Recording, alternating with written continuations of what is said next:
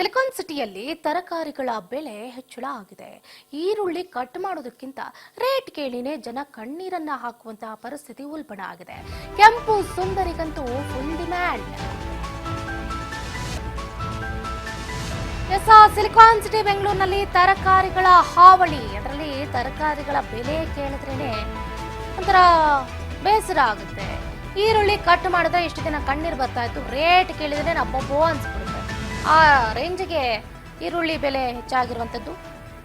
ಇದೆಲ್ಲ ನೋಡ್ತಾ ಇದ್ರೆ ಕೆಂಪು ಸುಂದರಿಗಂತೂ ಫುಲ್ ಡಿಮ್ಯಾಂಡ್ ಹೆಚ್ಚಾಗಿದೆ ಅಂತಾನೆ ಹೇಳ್ಬೋದು. ದಿಢೀರ್ ತರಕಾರಿ ರೇಟ್ ಕೇಳಿ ಶಾಕ್ ಆಗ್ತಿದ್ದಾರೆ ಬೆಂಗಳೂರು ಮಂದಿ. ಈಗಾಗಲೇ ನಾವು ಗಮನಿಸ್ತಾ ಇದ್ವಿ, ಕರ್ನಾಟಕದಲ್ಲಿ ಈರುಳ್ಳಿ ಬೆಲೆ ಮತ್ತೆ ಏರಿಕೆಯಾಗಿದೆ. ಕೆಜಿಗೆ 70 ರಿಂದ 80 ರೂಪಾಯಿವರೆಗೂ ಕೂಡ ಕೆಲವೆಡೆ ಮಾರಾಟ ಆಗ್ತಾ ಇದೆ. ಮುಂದಿನ ಕೆಲವೇ ದಿನಗಳಲ್ಲಿ ಈರುಳ್ಳಿ ದರ 100ರ ಗಡಿ ದಾಟಿದ್ರೂ ಕೂಡ ಅಚ್ಚರಿ ಇಲ್ಲ. ಅಕಾಲಿಕ ಮಳೆ, ಬೆಳೆ ಹಾನಿ ದರ ಏರಿಕೆ ಪ್ರಮುಖ ಕಾರಣ ಅಂತ ಹೇಳಲಾಗ್ತಾ ಇರುವಂಥದ್ದು. ದಿನದಿಂದ ದಿನಕ್ಕೆ ಸಾಮಾನ್ಯ ಜನರ ಬದುಕು ಮಾತ್ರ ದುಬಾರಿ ಆಗ್ತಾ ಇದೆ. ಗಮನಿಸ್ತಾ ಇದ್ದೀರಾ ತರಕಾರಿ ರೇಟ್ ಎಷ್ಟಿದೆ ಏನು ಅಂತ. ನುಗ್ಗೆಕಾಯಿ, ಬಟಾಣಿ 130 ರಿಂದ 220 ರೂಪಾಯಿ ಕೆಜಿಗಿದೆ. ಈರುಳ್ಳಿ ನೋಡಿ ಈಗಾಗಲೇ ಆಲ್ಮೋಸ್ಟ್ ಆಲ್ ಶತಕದತ್ತ ದಾಟ್ತಾ ಇದೆ, 94 ರೂಪಾಯಿ ಇದೆ. ನೀವೇನಾದ್ರೂ ಅಂಗಡಿಗೆ ಹೋಗಿ ಕೇಳಿದ್ರೆ 100 ರೂಪಾಯಿ ಅಂತಾನೆ ಹೇಳ್ತಾರೆ. ಇನ್ನು ಬೆಳ್ಳುಳ್ಳಿ ರೇಟ್ 1 ಕೆಜಿಗೆ ಬರೋಬ್ಬರಿ 530 ರೂಪಾಯಿ ಇರುವಂಥದ್ದು. ಇದನ್ನ ಮೆಣಸಿನಕಾಯಿ 60 ರೂಪಾಯಿ ಕೆಜಿ ಇದೆ. ಕ್ಯಾರೆಟ್ 110 ರೂಪಾಯಿ ಕೆಜಿ ಇರುವಂಥದ್ದು. ದಿನ ಬೆಳಗಾದ್ರೆ ತರಕಾರಿ ಇಲ್ಲ, ಅದಿಲ್ಲ, ಇದಿಲ್ಲ ಅಂತೀವಿ.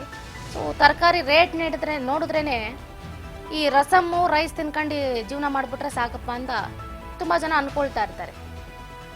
ಅಷ್ಟು ದುಬಾರಿ ಆಗಿದೆ ತರಕಾರಿ ಬೆಲೆ. ಟೊಮ್ಯಾಟೊ ಬೆಲೆ 90 ರೂಪಾಯಿ ಕೆಜಿ, ಯಾವುದು ಕಡಿಮೆ ಇಲ್ಲ. 20 ರೂಪಾಯಿ 30 ರೂಪಾಯಿ ಯಾವ್ದು ಇಲ್ಲ.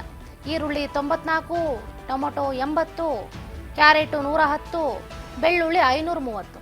ಇನ್ನೆಲ್ಲಿ ತರಕಾರಿ ಹಾಕಿ ಭರ್ಜರಿಯಾಗಿ ಪೌಷ್ಟಿಕಾಂಶ ಬೇಕು, ಹೆಲ್ದಿಯೆಸ್ಟ್ ಲೈಫ್ ಲೀಡ್ ಮಾಡಬೇಕು ಅಂತ ಅಂದ್ಕೊಳ್ತೀವಿ. ಆದರೆ ಈ ರೇಂಜ್ಗೆ ತರಕಾರಿ ಬೆಲೆ ಜಾಸ್ತಿ ಆದರೆ ತರಕಾರಿ ತಿನ್ನೋದು ಬೇಡ, ಆರೋಗ್ಯವನ್ನ ಫಿಟ್ ಆಗಿ ಇಟ್ಕೊಳ್ಳೋದು ಬೇಡ ಅನ್ನುವಂಥ ಆಲೋಚನೆ ಕೂಡ ಸಮಟೈಮ್ಸ್ ಬಂದ್ಬಿಡುತ್ತೆ.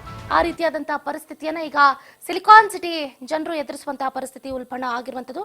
ನೋಡೋಣ ಈ ವಿಷಯಕ್ಕೆ ಸಂಬಂಧಪಟ್ಟಂತೆ ಸಾರ್ವಜನಿಕ ವಲಯದಲ್ಲಿ ಏನ್ ಟಾಕ್ ಬರುತ್ತೆ ಏನು ಅಂತ.